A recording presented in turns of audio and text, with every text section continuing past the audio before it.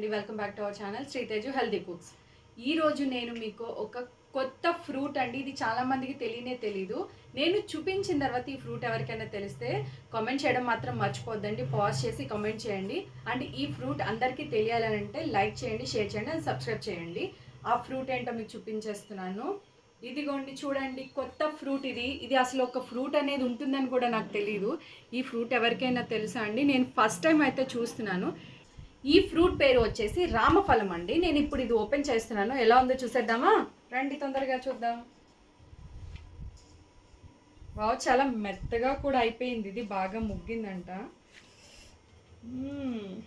Wow, చూడడానికి సీతాఫలం లానే ఉందండి. చూడండి, సీడ్స్, పల్ప్ అంతా సేమ్ అట్లానే ఉంది. నేనైతే ఫస్ట్ టైం చూస్తున్నారు కదా, భలే ముగ్గిపోయింది ఇది. అసలు టేస్ట్ చేద్దామండి ఎట్లా ఉంటుందో.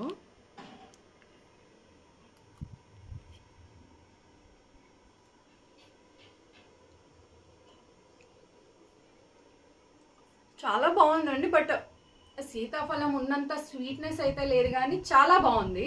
అండ్ సేమ్ సీతాఫలం టేస్ట్ లానే ఉంది, కొంచెం చప్పగా అనిపిస్తుంది. బట్ ఈ ఫ్రూట్ గురించి తెలియాలంటే ఈ వీడియోని మీరు అందరికీ షేర్ చేయడం మాత్రం మర్చిపోద్దండి. సో ఇది మన రామఫలం స్టోరీ. నెక్స్ట్ టైం ఇంకొక వీడియోతో మళ్ళీ కలుద్దాం. Okay, bye friends. మళ్ళీ